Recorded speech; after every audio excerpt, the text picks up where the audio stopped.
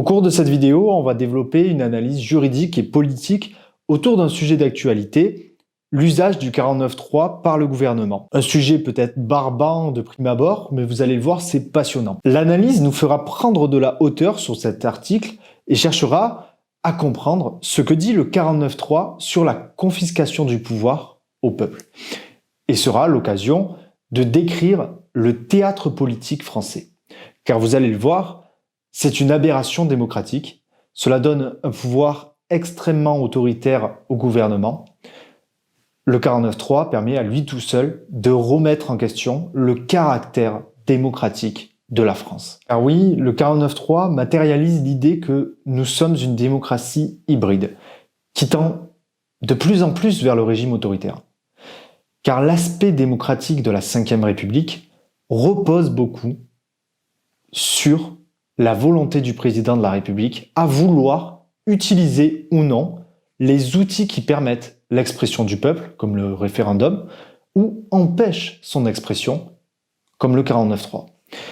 Et force est de constater que Macron a fait 0 référendum et a désormais utilisé 5 fois le 49.3. Très lourde vidéo donc, qui va sans aucun doute vous plaire et vous donner de la matière pour comprendre comment fonctionne la politique française et comprendre que l'habit de démocrate que se donnent les macronistes, ou d'autres, cache une vilaine peau de dictateur.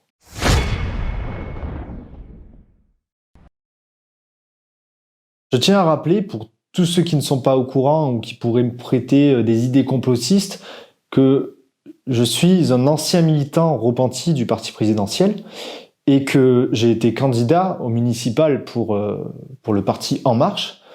La critique qui va viser le pouvoir est donc ancrée dans le réel, notamment l'expérience que j'ai acquise en politique et ma connaissance du système de pensée macroniste. Vous comprendrez alors que quand on est réellement démocrate, soit on entre dans le mensonge, soit on cesse de militer pour l'autoritarisme sournois. J'ai fait mon choix, accompagné de multiples autres raisons, et resté jusqu'à la fin, je me suis fait un petit plaisir qui devrait vous plaire aussi. Petite explication juridique qui sera très brève, ne vous inquiétez pas. L'article 49, alinéa 3 de la Constitution, permet au gouvernement d'engager sa responsabilité devant l'Assemblée nationale sur un texte de loi. Ça veut dire qu'avec l'usage du 49.3, le texte est considéré comme adopté sans vote. Pour contrer cela, les députés peuvent voter une motion de censure. Si celle-ci est approuvée par la majorité des députés, l'article 50 dispose que le gouvernement démissionne.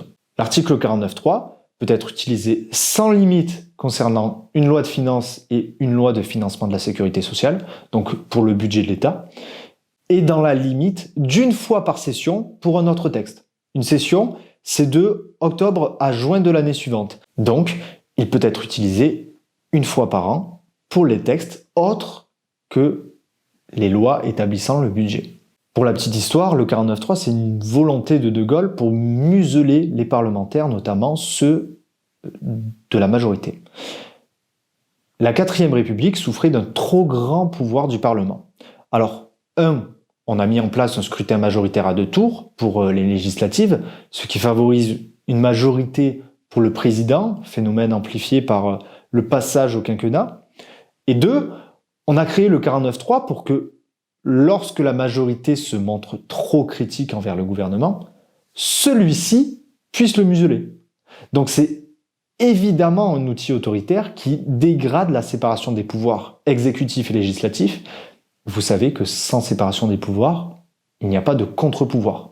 Donc le président est omnipotent et incontestable dans les choix politiques.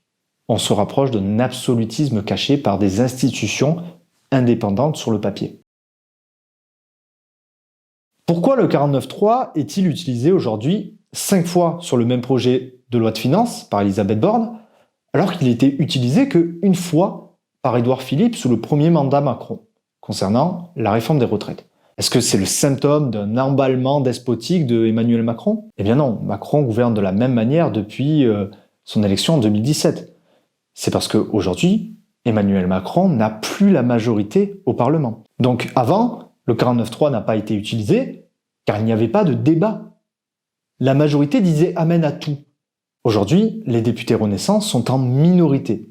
Et donc, le gouvernement utilise le 49.3 parce qu'il faut désormais débattre pour adopter un texte.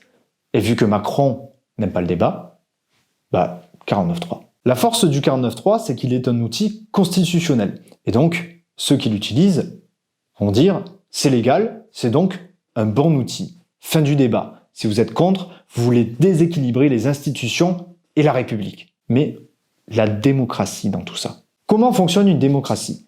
1. Il faut une pluralité de concurrents, représentant des idées différentes. 2.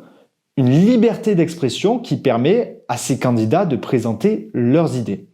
3. Une confrontation publique des différentes idées entre elles. Donc un débat. S'il n'y a pas de débat, on soumet l'esprit de l'électeur à des idées préconçues, non confrontées. Lorsqu'il y a un débat, l'électeur peut percevoir les failles des raisonnements et accéder à une pluralité d'arguments. Sans débat, pas de démocratie. 4. Il faut que le choix de l'idée triomphante soit déterminé par le vote du peuple ou de ses représentants, puisqu'on est en démocratie représentative. Je vous renvoie d'ailleurs à ma critique de ce système de démocratie représentative dans cette vidéo. Or, pour le 49.3 à l'Assemblée nationale, on a une pluralité de concurrents, c'est OK. On a une liberté d'expression, c'est OK. On a les débats, la confrontation d'idées, c'est OK. Mais à la fin, on n'a pas le vote des députés. Donc, adoption d'une loi non démocratique. En gros, on dit débattez pour faire naître un texte, mais à la fin, si le texte ne nous plaît pas, 49.3, et on l'adopte comme il était avant les débats. Donc les députés n'ont pas le droit de décider, mais le droit d'être d'accord avec le gouvernement. Parce que oui, il y a un double déni de démocratie. 1, déni du vote d'adoption de la loi par l'Assemblée, et 2, déni des amendements qui avaient été adoptés par l'Assemblée lors des débats. Donc nos représentants élus ont modifié par le vote le texte que le gouvernement avait proposé, et par l'usage du 49.3, ce même gouvernement non seulement contourne un vote sur toute la loi, est-ce qu'on l'approuve ou pas, mais ignore les modifications que l'Assemblée avait apportées, avait déjà votées. Donc ignore des votes qui ont juridiquement été validés. 50 amendements en l'occurrence. Autrement dit, la loi qui va être adoptée grâce au 49.3 ne contiendra pas les amendements votés à l'Assemblée nationale par nos députés élus démocratiquement, eux. Bon, pas besoin de faire un dessin, le 49.3, c'est ce qui empoche le vote et donc rend illusoire l'expression démocratique qui a concerné le texte. Parce que c'est bien de s'exprimer, mais si tu peux pas le formaliser au travers d'un vote, ça sert à rien. La démocratie, ce n'est pas la capacité d'exprimer ses opinions, c'est la capacité du peuple, au travers de ses représentants ou directement, de prendre des décisions politiques. Petite interlude, je vous invite à aller me suivre sur Instagram, le Publiciste FR. C'est le principal canal communautaire avec lequel j'interagis avec vous. Je suis très disponible pour répondre à vos questions. Je partage également du contenu exclusif, donc foncez. L'usage du 49.3 met toujours mal à l'aise ceux qui l'utilisent, puisqu'ils sont parfaitement conscients que c'est antidémocratique. Preuve à l'appui, Bruno Le Maire, qui le défend aujourd'hui, disait à l'époque cela. Dans une majorité, d'utiliser un instrument aussi brutal pour un texte de loi aussi creux, ça sent la fin de règle. Prendrait tout le temps nécessaire pour aller au bout de ces débats, mais à la fin des fins, il faut bien un budget. On a donc une mise en scène, une pièce de théâtre qui se met en œuvre. Et c'est fascinant d'observer qu'il joue un rôle. Le but ne va pas être de croire en ce qu'on dit, mais de dire les choses avec un tel aplomb, une telle assurance, que ça passe. Ça passe auprès de la masse des Français crédules et pas assez au courant du fonctionnement de la politique. Parce que tous ceux qui sont dans l'hémicycle voient très bien que le débat n'est qu'une mise en scène et que l'usage du 49.3 est déjà prévu. Est-ce à dire que tout ce qui pourrait, à partir de maintenant, avoir lieu, c'est-à-dire le vote de tel ou tel amendement qui ne serait pas en accord avec le budget du gouvernement, est-ce qu'on considère que, j'allais dire que ça sera pour la gloire, ou est-ce qu'on considère que c'est quelque chose qui va rentrer dans le débat de façon normale? L'Assemblée nationale, c'est pas la Samaritaine. Je veux dire, on fait pas son marché entre les amendements qui seraient bons, qui plaisent au gouvernement, et les amendements qui ne plaisent pas au gouvernement. Les amendements, ils sont votés. Que vous les trouviez bons ou mauvais, ils sont votés. Et ils sont la représentation de la volonté du peuple. Vous avez décidé de faire durer nos débats, vous le faites encore.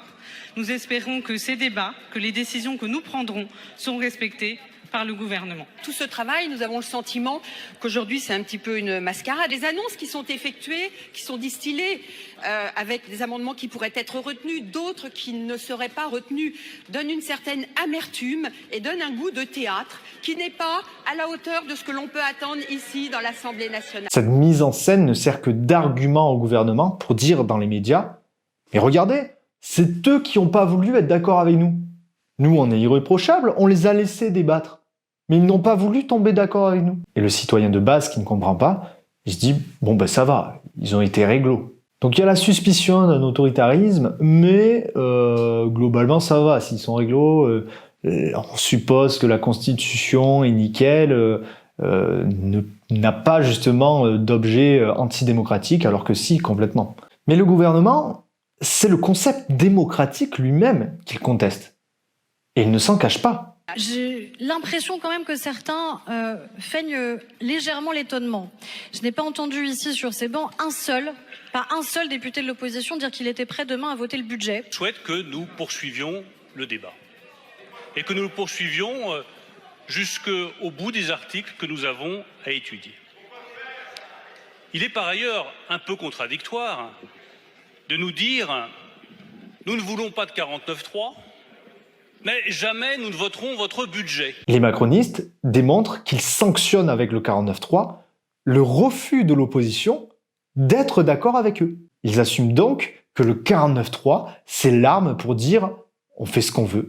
Soit vous êtes d'accord avec nous et vous votez notre texte, soit vous n'êtes pas d'accord et on l'adopte sans vote. C'est complètement aberrant. Et ces gens se disent démocrates, brandissent l'étendard des défenseurs de la démocratie pour faire la guerre en Ukraine. Et c'est là qu'on comprend que tout est une mascarade. Ils jouent tellement bien le rôle des démocrates qu'il est acquis pour les moutons qu'ils le sont, sans même qu'il y ait besoin de regarder leurs actes. Macron et Borne jouent aussi leur rôle et ils vont dire aux Français « Regardez comme la NUPES et le RN s'allient en votant la même motion de censure. Ils ne veulent pas faire de compromis, ils ne veulent que nous empêcher de nous aider, ils veulent bloquer le pays. » Ils ont surtout prouvé quoi? Qu'ils étaient prêts, socialistes, écologistes, communistes et LFI, à se mettre main dans la main avec le Rassemblement national. Ils ne sont pas du côté du mérite, de l'ordre, du travail, de la solution, de l'avancée. Ils sont du côté du désordre et du cynisme. Ce que vous visez, c'est le désordre et la discorde au prix d'une alliance contre nature avec la NUPES. J'entends Madame Le Pen se rallier à la motion de censure de la NUPES. Est-ce à dire qu'une alliance peut se passer de valeurs communes, de convictions partagées? Ils assimilent s'allier pour dégommer un gouvernement autoritaire, lâche et dépensier, et s'allier pour des idées. Encore du théâtre, pour noyer le citoyen non averti dans un flou qu'il n'a pas envie de décrypter parce que ça le saoule. À titre informatif, pour ceux qui veulent savoir à quoi ressemble une motion de censure que les députés peuvent voter, je vous mets des motions de censure dans la description, une de la NUPES et l'autre du RN. Le 49.3, c'est donc un outil autoritaire existant dans ce qui est hypocritement appelé démocratie. Un régime qui écoute tout ce que les opposants ont à dire, mais ne le prend pas en compte. Une liberté d'expression perceptible, mais sans conséquence. Une assemblée récréative pour satisfaire le besoin de s'exprimer, mais un gouvernement hermétique, en capacité de taire ce qui peut contrarier son projet. Sommes-nous en dictature? Non. Sommes-nous en démocratie? Non. Le peuple ne gouverne pas. Pourquoi? car la Constitution prévoit qu'il exerce sa souveraineté par l'intermédiaire de ses représentants. À cause du scrutin, les représentants élus ne représentent pas la réalité de la diversité politique et des proportions des idées politiques au sein de la société française. Le peuple est donc mal représenté et le gouvernement a la capacité, avec le 49.3, de passer outre le vote de ses représentants. La démocratie représentative ne fonctionne donc pas. Mon conseil est donc, ne regardez pas cette pièce qui se joue devant vos yeux. Cherchez à comprendre qui écrit le script, quel message veut-il faire passer et quelle réalité veut-il cacher. La démocratie est un théâtre où les acteurs les plus perfides sont les mieux costumés, pour plaire au plus grand nombre. Mais leur parure ne vise qu'à camoufler leur nature abjecte et leur parfum cache leur odeur pestilentielle. Ceux qui ne cherchent pas à plaire et énoncent les vérités qui dérangent, ceux-là sont dignes de confiance. Mais ne cherchez pas sur scène, il n'y en a point, car ils font mourir d'ennui tous les spectateurs qui prennent ce théâtre politique comme un divertissement, alors qu'il est l'outil de leur asservissement. Réveillez-vous.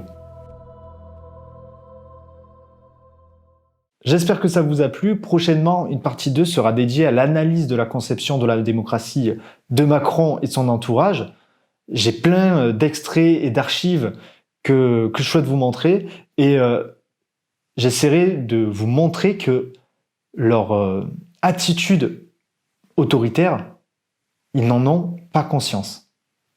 Ils se croient profondément démocrates et pensent que une seule voix, la leur, dans la démocratie, est légitime. Mais avant cela, la semaine prochaine, certainement, une vidéo dans laquelle je répondrai à la question « Faut-il taire les côtés obscurs de l'histoire de France pour s'unir uniquement autour des moments de gloire ?» Un débat autour des problématiques de multiculturalisme, aujourd'hui, à cause du manque de références historiques que l'on partage avec tous les Français, mais également autour de la nécessité de vérité historique qui, vous allez le voir, dégrade en fait le roman national. Donc ça va être juste passionnant. On étudiera cette question notamment au travers d'un texte d'un auteur que vous connaissez bien sur la chaîne, Ernest Renan. En attendant, je vous dis à la prochaine, portez-vous bien, ciao.